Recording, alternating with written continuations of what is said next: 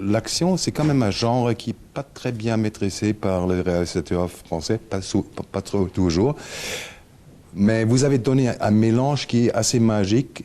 C'est pas un film d'action qui essaye à imiter les films américains. C'est quoi votre recette? Oui, c'est vrai qu'en France, on n'est pas beaucoup à essayer ce type de film, c'est-à-dire des films d'action. Après, c'est aussi un film d'action à base d'êtres humains et de cœur. C'est-à-dire que c'est avant tout une histoire d'amour, je pense. Voilà, et pas une comédie, contrairement à mon camarade qui rit. Non, c'est un peu comme mes autres films, c'est-à-dire que c'est un film avec. Attendez, on va recommencer. Oh, c'était pas. C'est très très difficile. Mais c'est pas grave du tout. C'est la vie de rire. On n'est pas. S'il y a un fou rire, il y a un fou rire à l'écran. Qu'est-ce qu'il faut faire à lui empêcher à rigoler? Et il est complètement déconcentré. Mais oui, je sais, mais... Non, parce que moi je suis pas comédien, moi c'est rare comme ça que je m'exprime, donc c'est plus compliqué. Mais pour répondre à votre question, effectivement, c'est...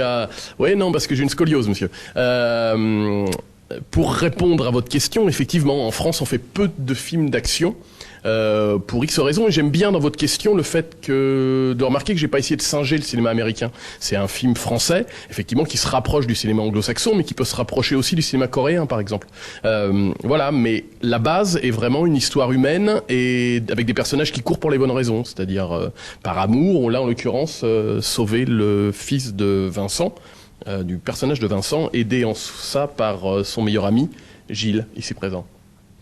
C'est aussi, j'ai vu déjà des films d'action américains, et c'est vrai, les héros américains, ils sont un peu plus musclés, je trouve, et dans les combats, ils sont immortels. Alors c'est aussi pour un acteur, je peux imaginer, bon, c'est difficile à trouver le physique d'un acteur américain, mais c'est aussi très difficile à trouver, je pense, cette mélange entre rester fragile et rester pressante physiquement. Comment vous avez préparé cette balade sur l'âme des rasoirs, je trouve? Bah, comme vous pouvez le constater, en mangeant beaucoup de gâteaux. Et ben non, en m'entraînant beaucoup, mais surtout, on a déjà difficilement du mal à faire croire aux films d'action en France, parce que c'est pas dans notre tradition, comme vous l'avez justement dit. Donc, il serait encore plus difficile de faire croire aux Français qu'ils ont affaire tout d'un coup à des héros bodybuildés, ce qu'on ne sera jamais, Vincent et moi, qu'on ne serait pas proche de la réalité. La qualité première du film de Fred, c'est qu'on fait un... Il arrête pas à rigoler. Ouais. On fait un film d'action à la française avec nos décors, avec nos personnages, avec notre méthode. On a beaucoup de mal avec les héros en France. C'est une tradition, on n'est pas un peuple très héroïque. Je ne suis pas d'accord du tout avec ce que vous avez dit avant, je suis désolé. Vous dites que les acteurs américains sont plus costauds et plus grands que nous. C'est justement la définition absolue du cinéma. C'est ce que vous croyez, parce que avant d'être un intervieweur et un journaliste, vous êtes un spectateur. Or, les plus grandes stars américaines m'arrivent tous là. Matt Damon est tout petit, Tom Cruise est tout petit, et Sylvester Stallone est tout petit aussi. Donc c'est archi faux. C'est ça qui est formidable. Et c'est donc, ça donne raison au cinéma d'action, ça donne raison au mythe du cinéma. C'est que suivant la façon dont on filme, on peut faire croire qu'un acteur est très costaud, très grand et court très vite, alors que ça n'est pas tout le temps le cas. Et personnellement, physiquement, je pense que je suis plus costaud qu'eux.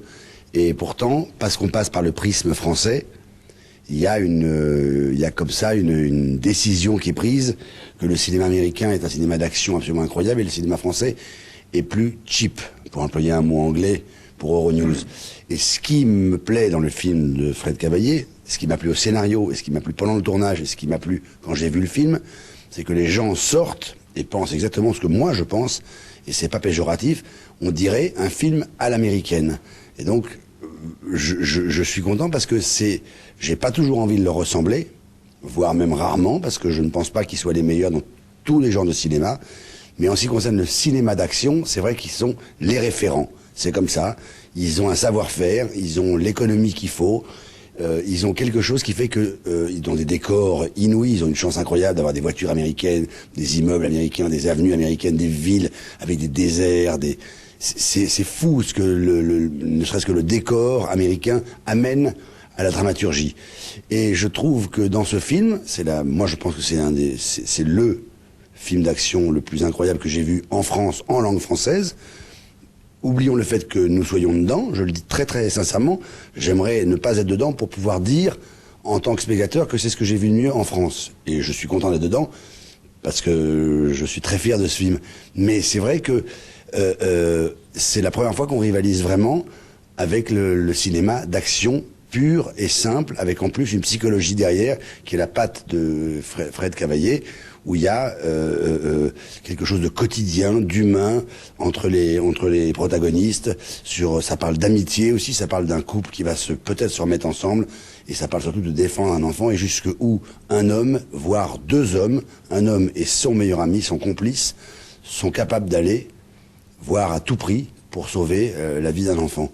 Ce film je serais de langue ni française ni anglaise. Il y aurait l'exotisme, et je penserais que c'est un film américain. Si je l'entendais en anglais, je n'aurais je me poserais aucune question. Et donc c'est en ça la réussite. Et donc je suis très content de ça. Voilà, moi personnellement. C'est ce que je dis au début, j'ai bien aimé le film. J'ai bien aimé le film, il est super, parce que exactement, vous jouez un caractère qui fait un voyage émotionnel. Rarement, peut-être dans les vieux films américains, on trouve le héros où c'est permis.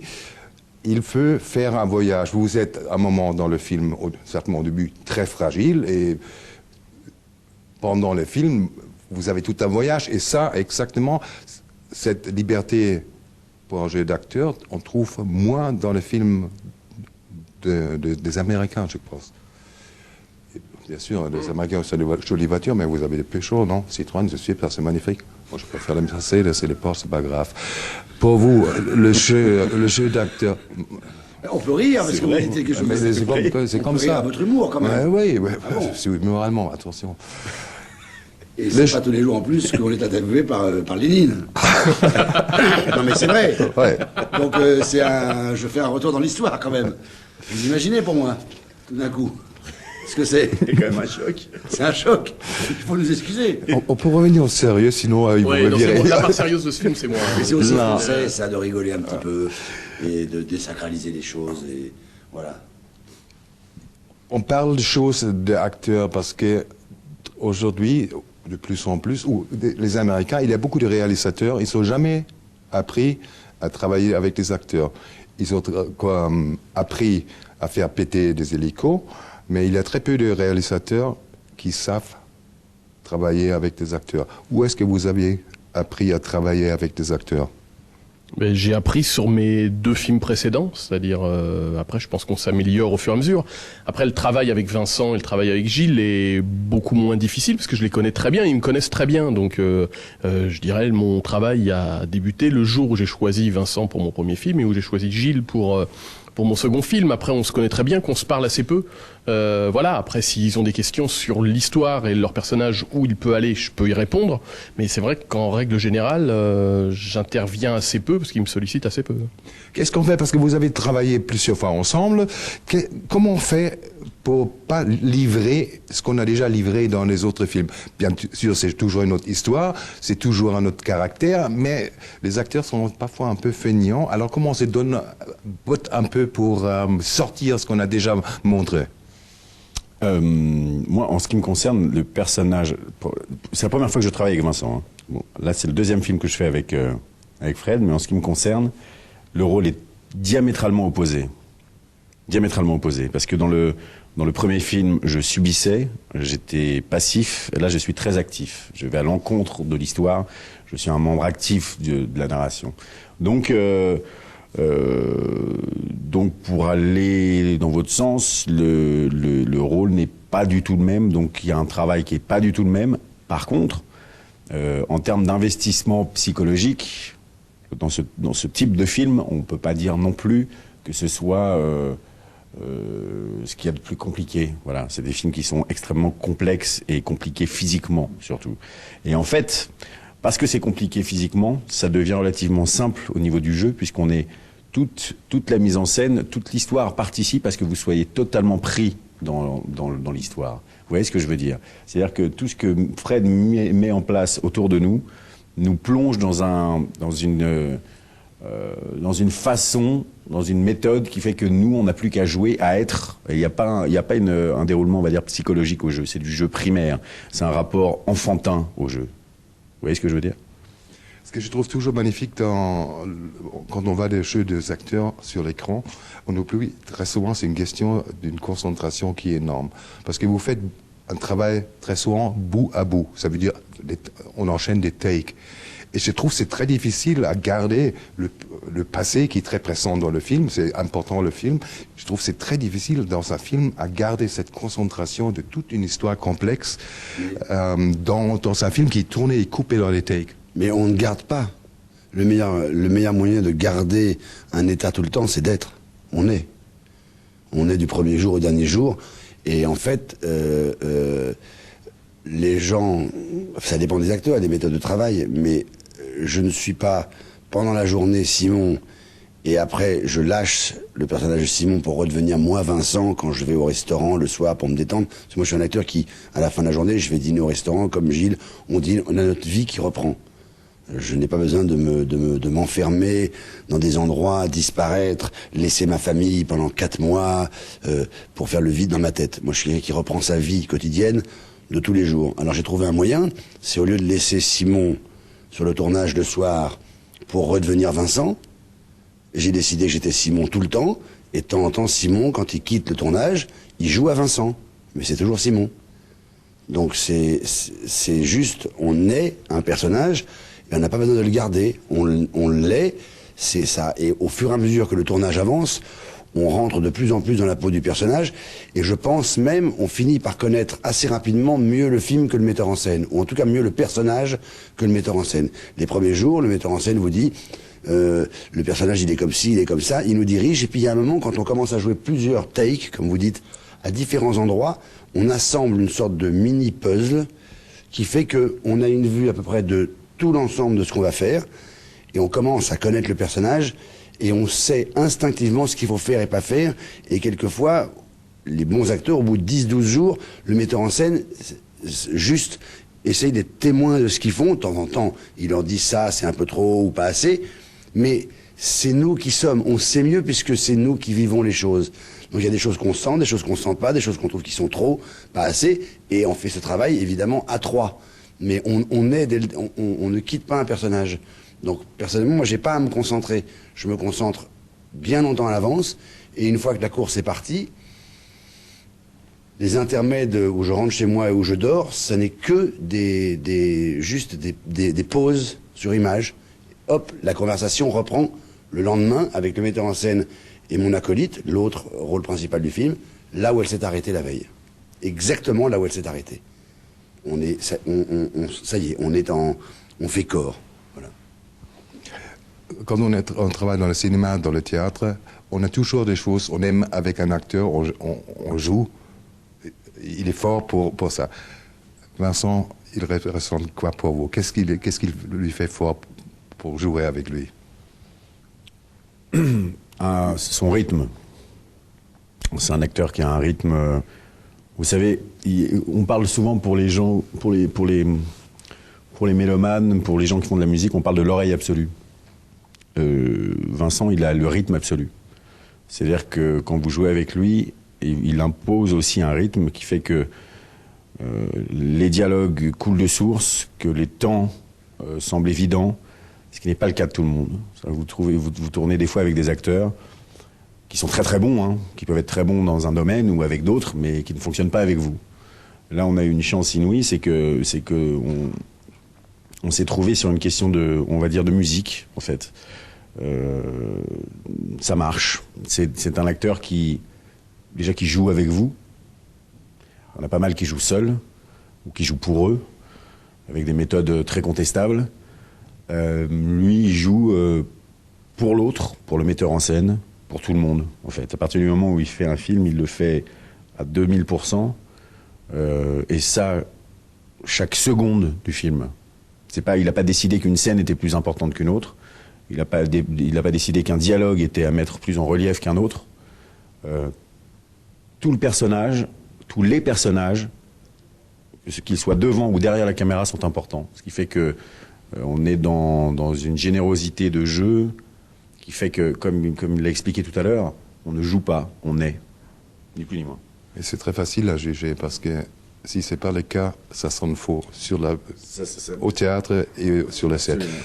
Vincent, La même question. vous êtes obligé à renvoyer les fleurs. Mais non, c'est bien de commencer en disant vous êtes obligé de réenvoyer les fleurs, sauf qu'il faut enlever un mot, je ne suis pas obligé. Je pourrais très bien ne pas les renvoyer. Je les renvoie parce que je les pense. La seule chose que je déplore, c'est que, évidemment, dans ces cas-là, on a envie d'être interviewé en premier. Parce que ce qu'il a dit, si je vous réponds idem pour moi, ça n'a pas d'intérêt.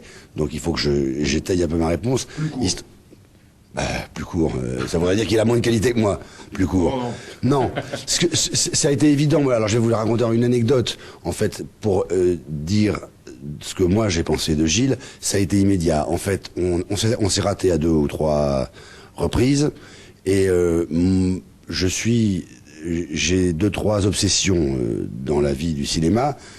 Moi, une de mes obsessions, c'est que j'ai besoin que les êtres humains soient sexy.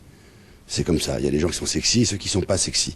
Ça n'a rien à voir avec la beauté. Il peut y avoir des femmes sublimement belles, mais j'ai pas envie d'être collé contre elles. Et puis il y a des hommes qui ont une beauté classique formidable, qui ont la taille mannequin, il y a tout ce qu'il faut, mais je les trouve pas sexy. Puis il y a des gens qui ont des défauts, sauf qu'ils me font vibrer. Alors c'est le cas de Dustin Hoffman, qui a tous les défauts de la Terre, et en même temps, quand il rentre dans un endroit, je serai une femme. Quand je le vois arriver dans Kramer contre Kramer, je tombe. C'est comme ça. Il n'y a rien à faire. Donc Gilles, il a quelque chose de sexy. Je le vois parce que je parle avec des copines, je parle avec des femmes, et c'est un homme qui plaît, mais pas bêtement.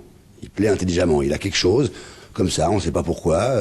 Il n'y a rien à faire. Il a beau, lui, se dire, je pourrais être mieux comme si, j'aimerais bien pas avoir ça, je suis pas content de mon nez, je suis pas content de mes cheveux, je suis pas content de mes yeux, je suis pas content de ceci, si j'étais comme ci, j'étais comme ça. On s'en fout complètement. On a envie de dire, ça c'est ton problème, tu penses ce que tu veux de toi.